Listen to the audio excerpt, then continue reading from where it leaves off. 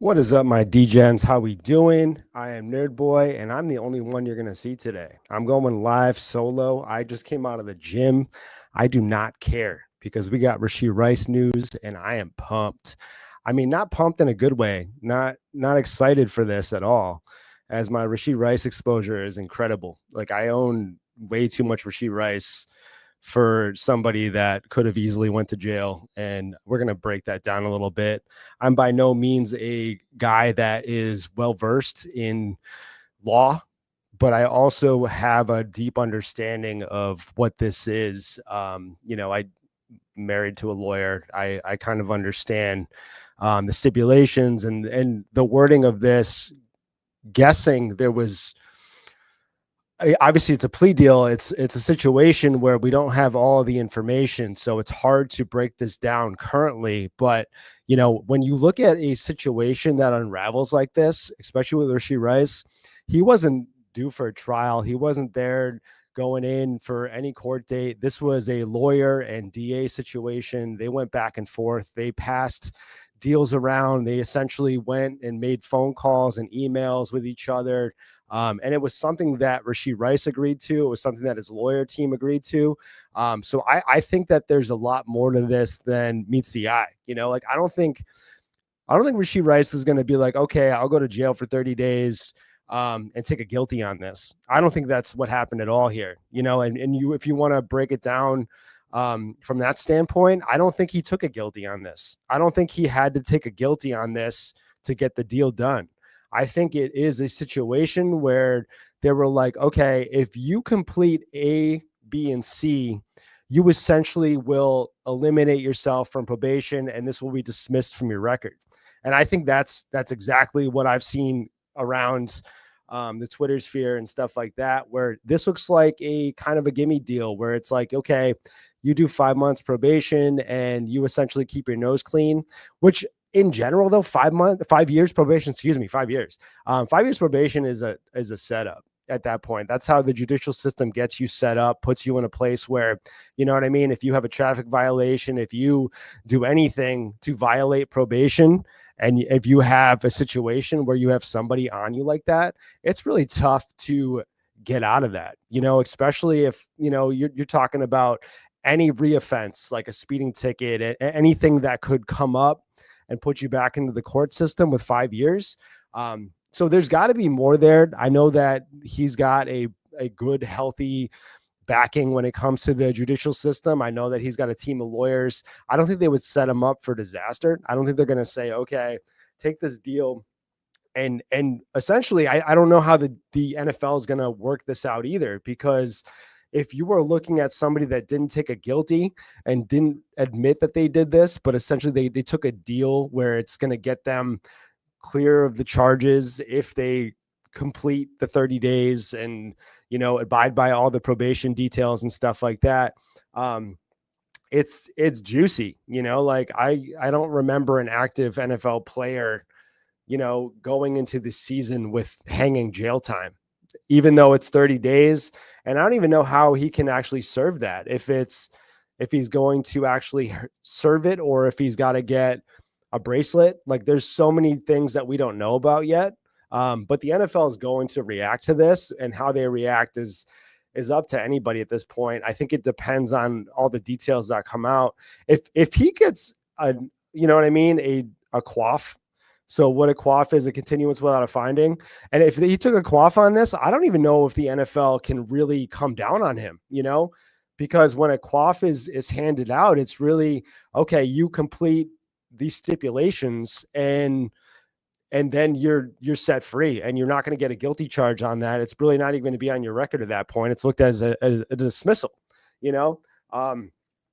but so this is a messy scenario where, he got these stipulations, he got these stuff from the court. And if he got a quaff on this, then it's not a guilty, like, he's not admitting that he did something wrong in this sense. He's essentially just saying, okay, I'll do this so that I don't have this on my record. And people see the 30 days and they think that that's automatic guilty. And it might not be, at that point. I don't really know how they're going to address it. I don't know how they're going to do it. I'm kind of in jail time right now myself because I'm missing a co-host. I'm missing a guest. I just came out and I said, I saw Rashee Rice. That all came about. If you're in the chat, drop some comments. Let me know how you're feeling about Rashee Rice. Let me know how you think this could affect the rest of the team. If we're talking about Xavier Worthy, I think he's obviously going to be the one that benefits the most from a suspension. I think that, this team in general is going to go through the motions again. And it's unfortunate because this is the year, the Mahomes. I've been screaming this from the mountaintops that I'm like, Mahomes year. We are going to see the revert back to Mahomes throw first, no dinking and dunking, and really just working on your defense. Their defense is still stout, don't get me wrong, but I really thought that this was going to be the year we saw, I saw Mahomes being an incredible value. Mahomes in the third round in dynasty startups, like insane stuff, considering he was the QB1 in a lot of dynasty startups just 2 to 3 years ago. So, I think this doesn't hurt the team as a whole. I don't know who would benefit besides Worthy at this point. The team has transferred over. Everyone wants to talk about, Jalen Royals, honestly, if we're going to go deep into this team right now and we're talking about anybody that would benefit from a lengthy suspension, which I don't think he's going to get. I think we're looking at a 2 to 4 game suspension for Rice at this point. And how that 30 days plays out is likely they're going to eat it up in the offseason. Like, Josh Gordon hit rehab in the offseason.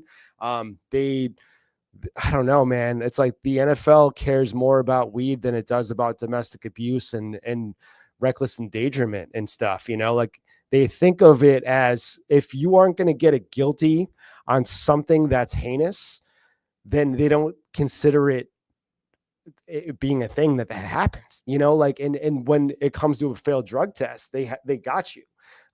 Josh Gordon was a mess, but like his failed drug test equaled 9 games, 12 games, a whole season, like he was getting popped. And then we see guys that are domestic abusers get 4 to 6 games. And it's like, I don't know. I don't like this situation is fun in the sense that you can really play the value game. And it's not fun if you own Rashee Rice because you're going to be waiting it out and hoping for the best. Nobody really knows until all these details come out, unfortunately. But yeah, I think with Worthy bags, my man has been fading Worthy all season. And I honestly have been high on Worthy even with Rashee Rice. I had been saying that you need to get Worthy because Worthy was drafted when Rashee Rice was somebody that wasn't injured, didn't have any court stuff. They went and got Worthy to be a complementary piece, like to help out Rashee Rice in the sense where we thought that they were going to be, cohabitating each other. They were going to be guys that help each other a little bit. I think Rashee Rice and Worthy could have, still can, obviously. We're not talking about lengthy suspension here, but, I kind of viewed them as a J-Mo and Amon-Ra St. Brown, where Rice is Amon-Ra St. Brown. He's working the middle, and we're talking about Worthy going out and breaking up the secondary there and opening up the defense in general. It's still possible, obviously. I don't know how the Chiefs deal with this. I don't know. Like we've seen the Tyreek Hill stuff play out, like we've seen the Chiefs actually essentially draft an all like jail team at one point in time. And they keep getting these guys that are always in legal trouble. But I think their image is on the line when it comes to this kind of stuff. And we've seen them like cut losses and nip it in the bud before it actually becomes something bigger. Like I'm curious if the Chiefs handle this in any kind of way. We have to look at it from the NFL standpoint, but the Chiefs can do whatever they want in this situation too. Like I think that Jalen Royals was an absolute steal in the draft. I think that he plays a role on this team somehow, some way. I'm way out on Hollywood, but I think that if you are in drafts, if you are coming in and really just doing random startups or even in redraft, I think Royals is somebody you got to tap way late. Absolutely way late. I'm going to go on with the show that I was going to go on with today. So I had my friend Stacy was joining us, and she had an emergency. She's got a pet emergency, and I wish her the best, and I hope everything works out. But she's not able to make it today. So I'm going live, baby. I'm doing it solo, and we're going to have some fun with it. I'm talking about people that are going to rise up. So everybody that's going to rise up in the board, people like, Jaden Daniels last year, these guys that you never really thought as ones at their position. And when I say ones, I don't mean overall one. I mean ones that, like, you are looking at the top 6 to 8 guys at a position and you are going to feel as if they're autos. Like if we look at the running back position, now Genty's in that mold, but we're looking at Gibbs, we're looking at Bijan, we're looking at Genty, and we're saying we're very comfortable with them as the one of our team. So realistically, when I say these guys can be ones, I'm not saying one overall. I'm just saying these guys are going to be set it, forget it. And then when I say climbing, I mean like up to 3 to 4 rounds. And that's really like where this whole premise comes from. It's not like I expect them to be the overall one. I don't expect these guys to come in and outproduce somebody like Josh Allen or anything. But for the quarterback position, my guy that's going to rise up is Drake May. And Drake May is somebody that I think everyone is relatively high on as a riser this year, but I don't think people really understand why. I think that we saw him come in last year and he wasn't even first round reps. He did not play any first round reps until the game 4. And even in game 4, the practices weren't first round. Like he wasn't playing with the first team at all. He wasn't anywhere close to the guys that he was playing with in real NFL game time. So I think if you have that in mind when you're talking about Drake May wasn't even comfortable in that offense until probably week 6, week 7. And with that in mind, and when you look at the production that he had overall coming in at week 4, not playing with the first team at all, and then producing at the level that he did, like we're talking about 2,276 yards, 15 touchdowns, with 421 rush yards. The coaching staff in general has come out and said that they held Drake May back, especially when it came to running. The offensive coordinator on that team, everybody said that they didn't want Drake May to run like he could run. Like people forget who Drake May was at UNC. He was legit a two-way player, like somebody that rivaled Jaden Daniels when it came to his rushing ability. And that offense was set up for Drake May. And I think that's what the Patriots want to do this year. I think they want to design this offense to better Drake May, obviously to put him in a better position. But I think that you can start at this narrative when we're talking about the improvement of Drake May, the situation that he's in. Dude, they have an entirely new offensive line. They actually, so they spent all their money. They drafted a top end guy at right. And then they essentially just revamped that whole offensive line and they made that defense so much better. And when you're talking about a better defense, you're talking about an offense that's run more efficiently. If you are a better defense, you are helping your offense. You are either putting points on the board or you're also just limiting the points that they're putting up. And the offense is on the field more when you have a better defense in general. You're talking about an offense that can get into rhythm faster because they're not just sitting on the sideline and they're waiting. If they can get into the game after 3 and outs, if they're getting into the game after one series, then they're going to have that ism. They're going to have that rhythm that you want in an offense. And I think that Drake May lack that ability last year because their offense was dog water. I mean, sorry, the offense was dog water too, but their defense was not good at all. And when you're talking about a team that's going to give up points here, runs there, like the running defense, it was just like the offense on the other team was on the field twice the amount of time. And certain games, we're talking about Drake May not even seeing the field for 10 minutes. It's like, that's tough, especially as a first-year quarterback. I don't see it playing out that way this year. I think that they've spent a ton of money on defense. I think Vrabel, with all the holes in his game, with anything that you can say about him, he knows how to build a defense. He understands how to set up the defense so that his offense runs efficiently. And I'm not even talking about the additions to the offense, and they don't look sexy by any means. They don't look like guys that you would absolutely need on an offense to have these guys be booming. But Stefon Diggs is not cooked. I don't believe that Stefon Diggs is not going to provide anything for this team. I think that, for all the faults that Stefon Diggs has, he is going to be an alpha. He's got that mentality that he needs to be the one on the team.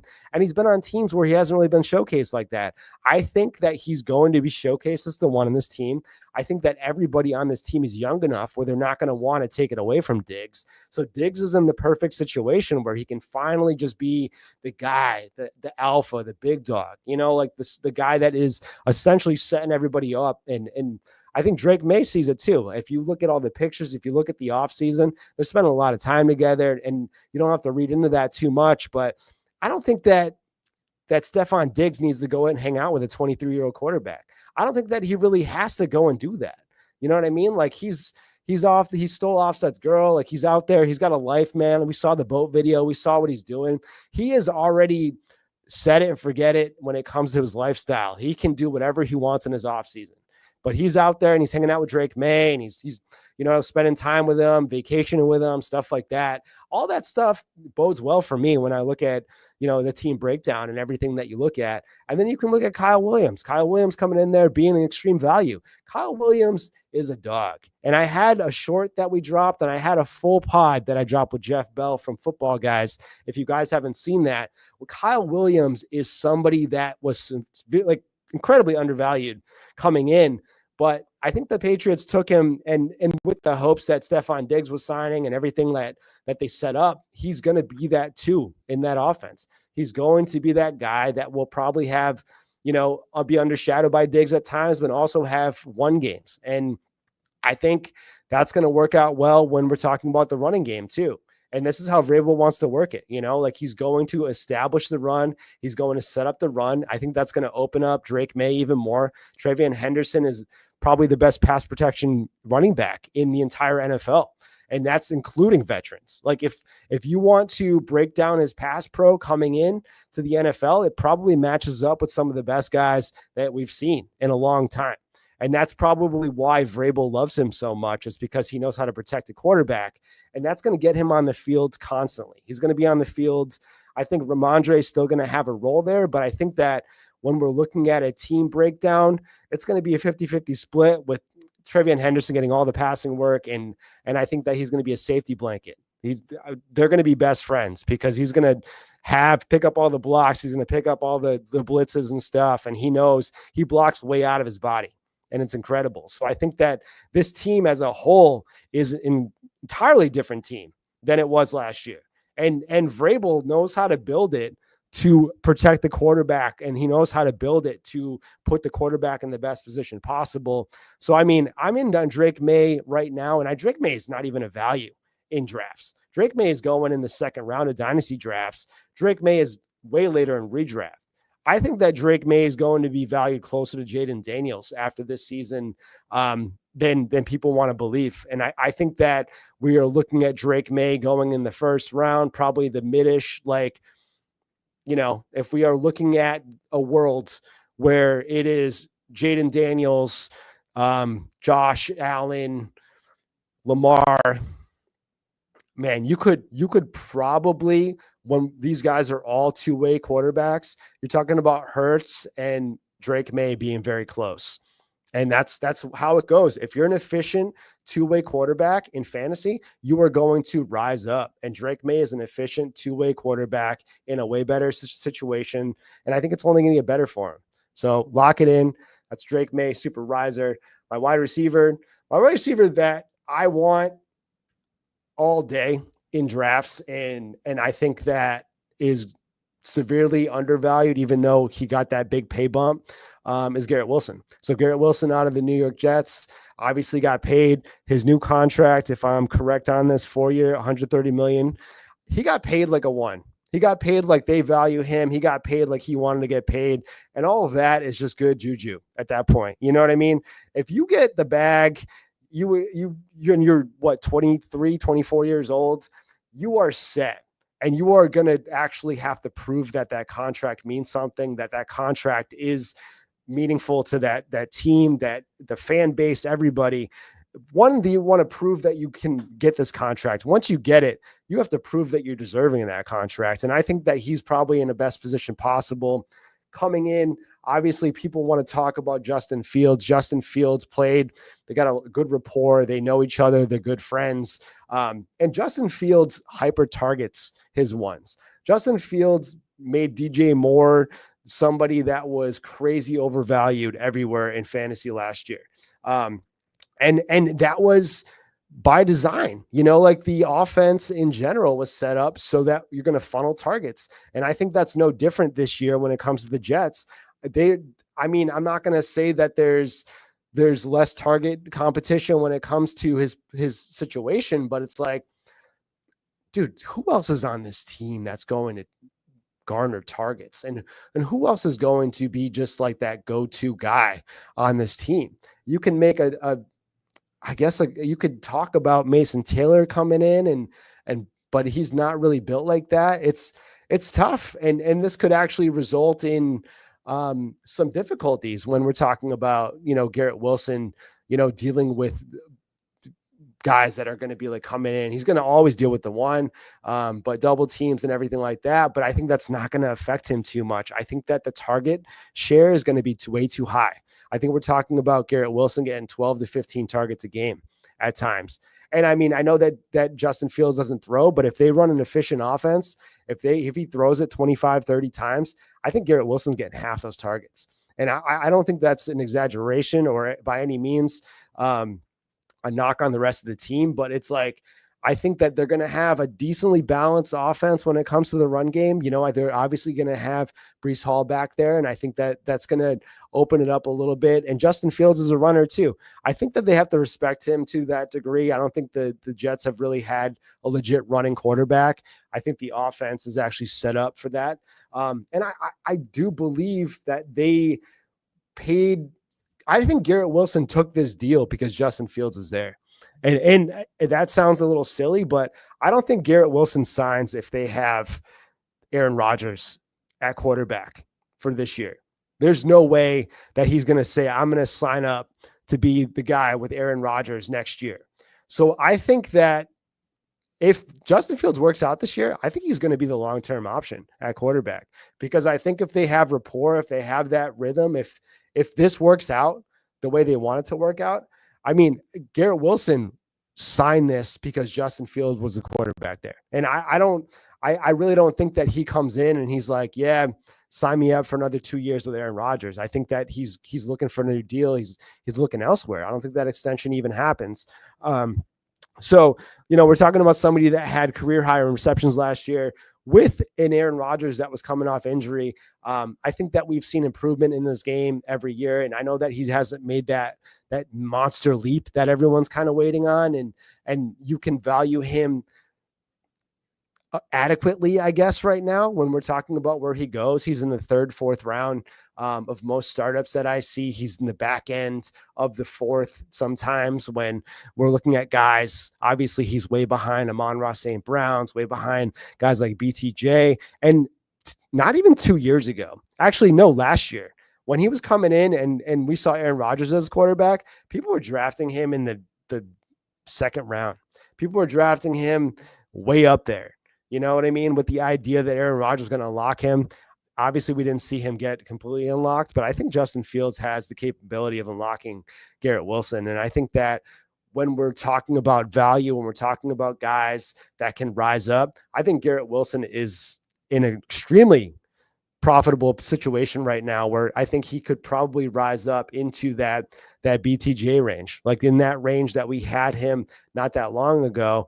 I'm not a guy that thinks that we've seen the cap or the ceiling of Garrett Wilson by any means. I don't think that we have seen even the middle of the iceberg with Garrett Wilson. I think that he's fully capable of putting up another 400, 500 yards and another 5 to 6 touchdowns. And that equates to somebody that is a back end wide receiver 2 to a high end wide receiver 1.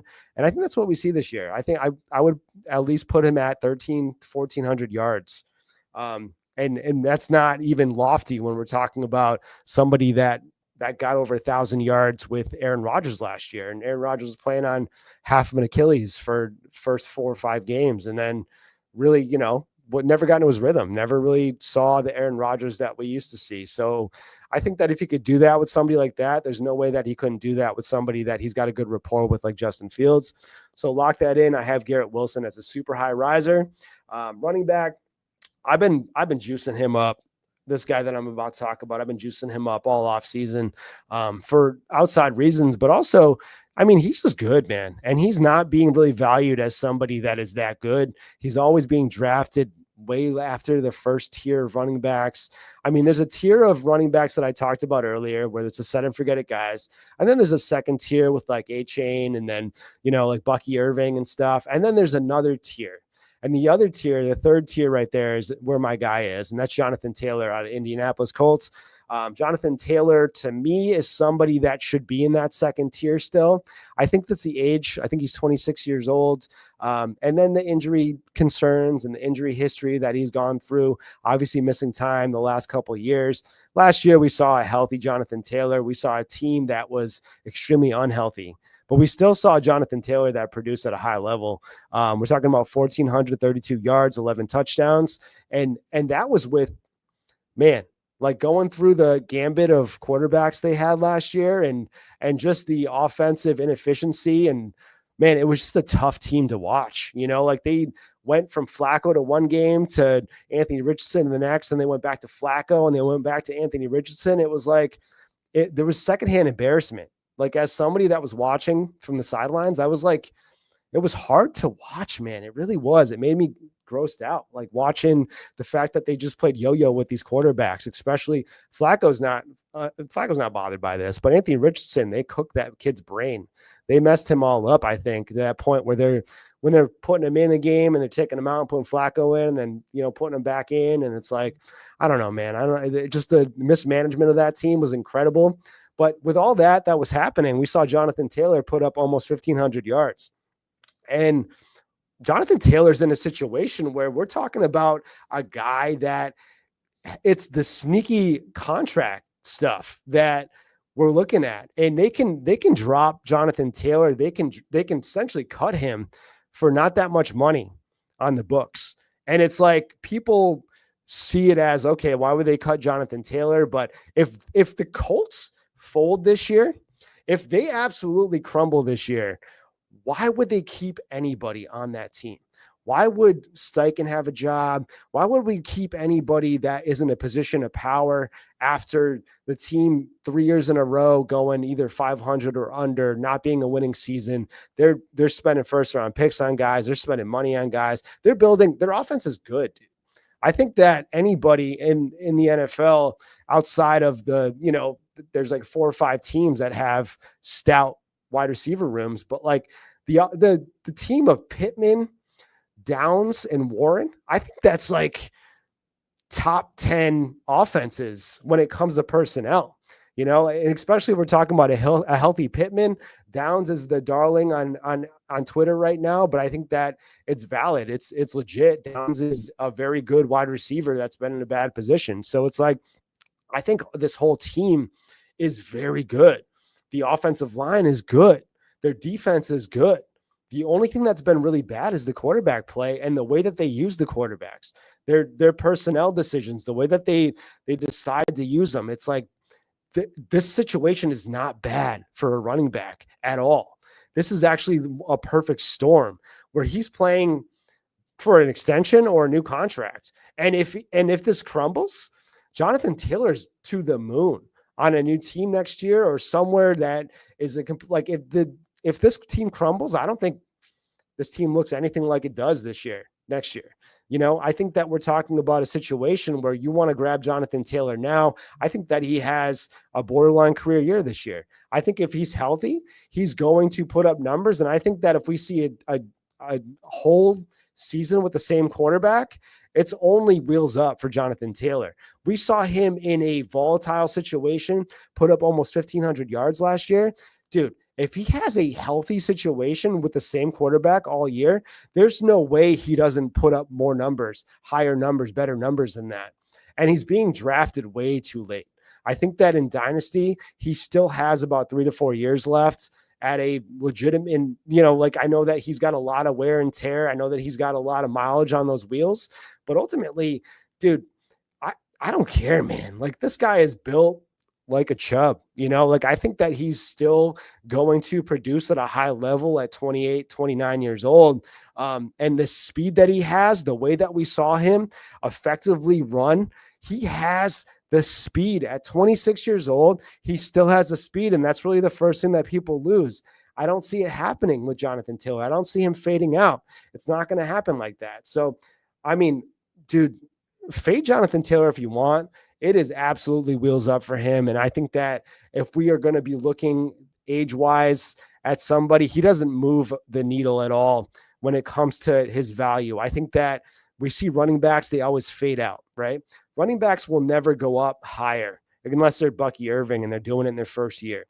First, second year guys, they might rise up a little bit. When we're talking about guys that are in the league for 5-6 years, they're never going to rise up. I don't think Jonathan Taylor has to rise up to gain value here. I think Jonathan Taylor can stay exactly where he's at. And I think he'll stay exactly where he's at for like 2 to 3 years. And it's the same old thing where it's like we undervalue these guys for age. But man, you could probably have traded Derrick Henry, right? You could have traded for him for probably the same amount of money, like value-wise, as you can right now. His value has not dipped in like 5 years. Like 4 or 5 years ago, they were like, oh, trade Derrick Henry for a first. Get any first you can get. Trade Derrick Henry for a first. Every year, you could probably find a tweet that somebody says this. Trade Derrick Henry for a first. They took Tajay Spears. He's going to take the lead role. It's just like, this is Jonathan Taylor, bro. Like I'm telling you, it's the same thing. No matter what year it is, when we're talking about a guy that's going to probably produce for the next 2 to 3 years, dude, tap him in the 3rd, 4th round. I got him in the 4th round in Dynasty startups 3 times in a row. It's an easy tap, and I think that he's going to stay in the 4th round for the next 2 years at least. So it's like, grab this guy wherever you can. All right. Last guy I have on here. I'm sorry this show is so short. I apologize, man. If you can do an hour-long show solo, I commend you, man. If I had some guys talking in the chat, if I had some people coming in here, I could probably bang out a 2-hour show solo. If I was doing a live draft, I could probably do it. But if you're reeling off just words nonstop and you're out there doing a solo pod, bro, you got to respect these people. Respect the people that do straight solo pods, nonstop talking for an hour, hour and a half. Dude, I salute you guys for sure. I haven't done a solo pod in a long time. I'm at a half an hour mark right now, and I'm like already down to my last guy. So I apologize to you guys. You deserve more, but I got another show later tonight, so I'm going to do a lot more with that. Tight end position, this is no surprise. I'm all the way in on this guy. I think everyone is, but I can give you guys a couple at this position that I think are going to be incredible risers, probably in a tier of their own or a tier likely unprecedented when we're talking about it. The first one isn't really a sneak guy by any means, but it's Evan Ingram. Evan Ingram in that role, in that position where we're talking about Bo Nix working as a safety blanket in the middle of the field when all of his flankers, all of his guys are working. They have likely probably one of the best backfields together, fully healthy. I think we can talk about these two guys being one of the best 1-2 punches outside of, Gibbs and Montgomery, where it's like these guys are going to be stout when it comes to usage. And I think they're going to be working hand in hand together, probably a little bit of him, a little bit of him. But, Dobbins and our Harvey, when we're talking about health-wise, I mean, we saw what a healthy Dobbins could do last year. And I think that he has the capability of being a 1 on any team fully healthy. And his scheme work fits almost all teams for that matter. So, I mean, Harvey, great, obviously outside runner, somebody that I think is going to complement this team really well. I'm not a big time Harvey truther, but I think this team is going to be run heavy and it's going to benefit the Sean Payton offense fully. So I think that is going to open up the middle of the field constantly for somebody like Evan Ingram. I think that we're talking about Cortland Sutton And then there's so many ancillary pieces, like Marvin Mims and Troy Franklin and Pat Bryant. And there's how that all shakes out. I have no idea, because there's so many little, they're going to spread the ball around and these guys are going to get theirs, but it's going to be a little frustrating outside of the two options. I just know that Cortland Sutton and Evan Ingram are going to be stout at their spots. They're going to get their targets. It's going to be the Evan Ingram and Cortland Sutton show on this team, with a heavy dose of Harvey and Dobbins. And I think that Evan Ingram is going to see his best career year ever. And I know that sounds crazy, but I think that that's really what we're going to see. We're going to see hyper targeted from Bo Nix. And I think Bo Nix is better than Trevor Lawrence by a long shot at this point. So I think that this is probably some of the best quarterback play that he's ever had in his career. And, we see what that translates to. We see, guys like, who am I thinking of right now? Like the resurgence of, it'll come to me right now. This is what's awful about doing solo podcasts. If you don't have it on the tip of your tongue, you're just cooked. But yeah, there's certain guys out there that have revivals that have gone in and they come into a better quarterback position. They have better situations, and it's going to result in high time usage. And I think that's what we see with Evan Ingram. We see the usage is going to be way up from what we've seen in Jacksonville, even though he was used heavily at times. I think that we are going to be looking at, an offensive line that is better, a defense that is better. The whole team in general is just above and beyond what we've seen with the Jacksonville Jaguars. I think that Evan Ingram is going to be best friends with Bo Nix. I think they're going to get along just great personally. And I think that he's probably going to be the safety blanket for any time he's just holding the ball a little too long. He's looking out in the middle of the field. Evan Ingram knows how to get open. He knows how to get into the middle of the field and work that off and then reel off. He can work on the outside. Evan Ingram is a set and forget it. And I think that we're talking about somebody that's going to rise significantly in value. Another guy that I'm in on is Chig Okonkwo. So Chig is over there in Tennessee. I love Chig this year. He's a super athletic tight end. He is somebody that is probably going to benefit greatly from having Cam Ward as his quarterback. So, I mean, Cam Ward knows how to see the field. He understands how to spread the ball. I think that Chig Okonkwo is going to be the second option on this team. And I think that's sneaky when we're talking about, all the guys that he's got rapport with, that, there's so many people that could be the second option on this team, but we don't know, But the Chig Okonkwo flashes that we see, the ability to get open, his separation, he is extremely fast. He is physical. He's a big boy. The way that he moves, it is, I know that I hate throwing this name out there, but it's like college-esque Jelani Woods to me. And I know that's a hard name to hear for a lot of people that played Devy, but dude, he's got a physicality to his game, and he's got this motion, this quickness that it's unmatched at this point when I'm talking about inline seams, when it's they have the offensive motion. I think that everyone's super high on Calvin Ridley. If you're high on Calvin Ridley, you got to be high on Chig Okonkwo. I think that this name is something that people overlook him. And we're talking about dynasty and dynasty value. Chig is way back there. Chig is going in the 12th, 13th round still. And that's even after that massive flash that we saw.